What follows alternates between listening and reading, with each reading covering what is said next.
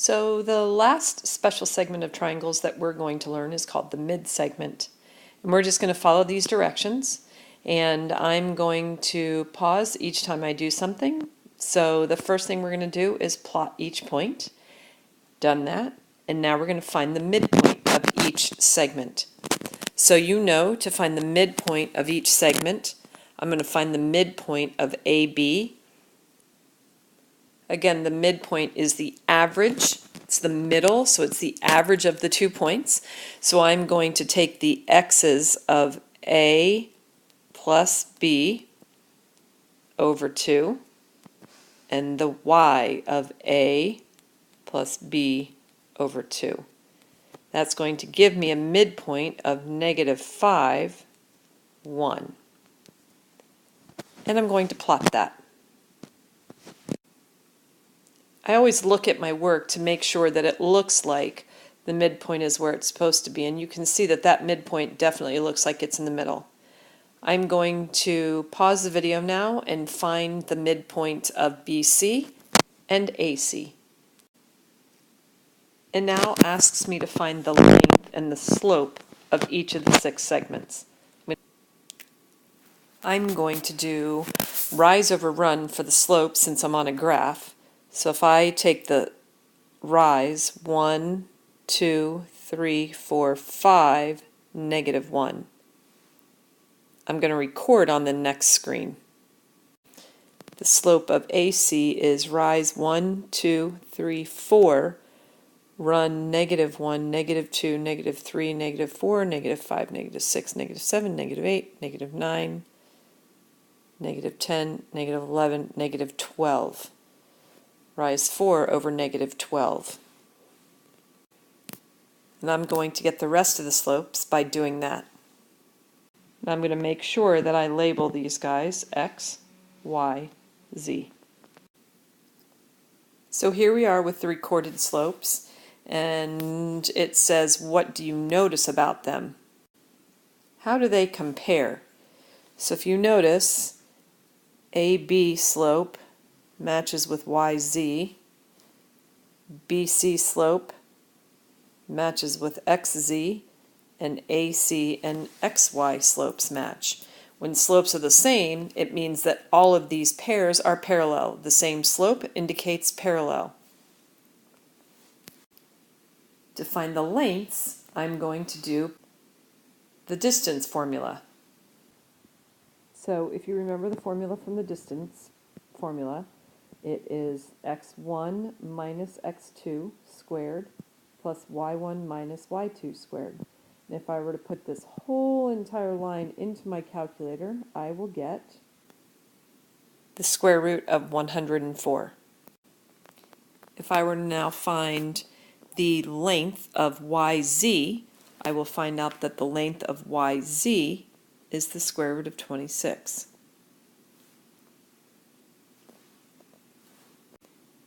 If I were to put the square root of 104 in my calculator, I get 10.198. And if I were to put the square root of 26 into my calculator, I get 5.099. And if you notice, this guy is half of this guy, or we can look it up the other way around. This guy is double this guy. I'm now going to find the length of BC and the length of XZ. And again, to find the length, I use the distance formula, and I take the second x and subtract the first x squared plus the second y and subtract the first y squared. Putting all that in my calculator, we will get the square root of 136, which in the calculator is 11.662. If I do the same thing for xz, I get the second x minus the first x, square it, plus the second y minus the first y, and square it. And that will give me 34, which is 5.831. And if you multiply this by 2, you will get 11.662. Last but not least, I'm going to do AC and the mid-segment across from AC, which is XY. And here we have the answers for AC and XY. And if you divide this by 2, you will get this, or if you multiply this by 2, you will get this. So what does all of this tell me? Looking back up at the triangle that we created, ABC, and the mini triangle in here that is created by connecting a midpoint to a midpoint. This segment right here is called a mid-segment. It is a segment in the middle that connects the middle of two segments. If you look at the slope of AB and ZY that we just did, we will find that they are the same, which means that AB and ZY are parallel. If we look at the slopes of XY and AC, we find that they are also the same. So we find that AC and XY are also parallel. And lastly, if we look at XZ and BC, we will find that they are also parallel. That's the first thing that we find. We find parallel lines. The other thing we find is having to do with the lengths of AB compared to its mid-segment opposite it, or XZ compared to the segment of the triangle opposite, or AC compared to the mid-segment that is opposite it.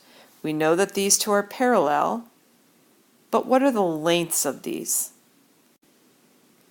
Well, the length that we found for AC was 12.649. The length that we found for XY is 6.325.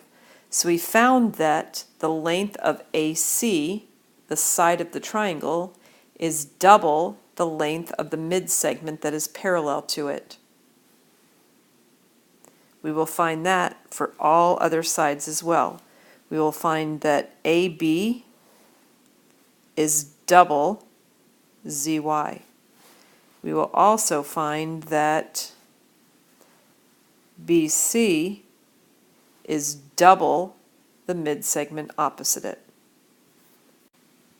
Taking that one step further, if this little piece is half of this long piece, and this is the middle of the long piece, isn't this half of the long piece?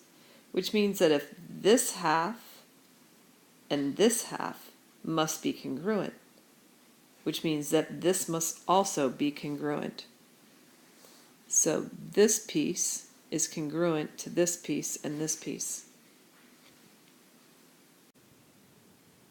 So in conclusion, what does this tell me about segments? Let's talk about the segments first. We'll talk about the angles second. We know that XZ is half of BC. And if this is the middle, this is half of BC, which means that these three pieces must be congruent. So I can write a statement that says that BC equals 2 times XZ. I can also do the same for this guy.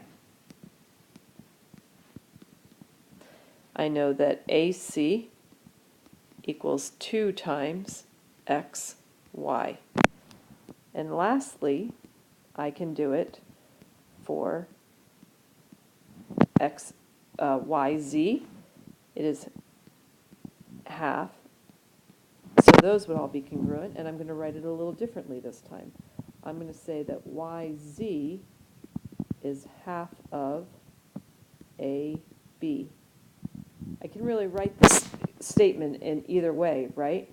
YZ is half of this, or this is 2 times YZ. This is double 2 times XZ. That's what we know about segments.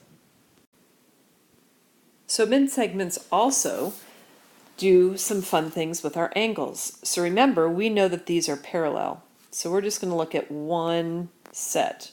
So we know that XY is parallel to BC, which means that this angle and this angle are corresponding angles, so they would be congruent. This angle and this angle are corresponding angles, so they would also be congruent. But I also know that this angle and this angle are same side interior angles, so they would be supplementary. The same thing here. Those two angles would be supplementary. Now you can imagine what a mess it would be if I put all of them on this. So I'm going to just do it on the next screen so you can see it. So why don't you flip your paper over and draw this triangle and the mid-segments again with the same variables, and we'll label it a different way. So here I have it drawn again. I'm going to look at different sides this time. I know that this mid-segment and this side of a triangle are parallel.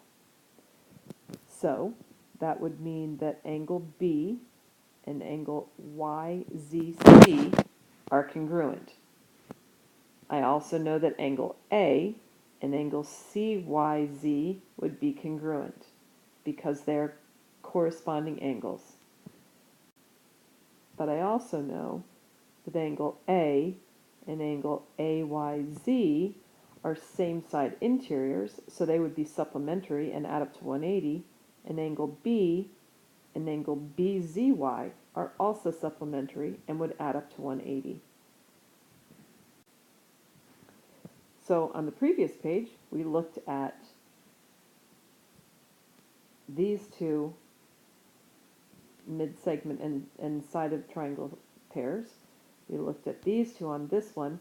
We could do it again and look at these two, but I think you get the picture.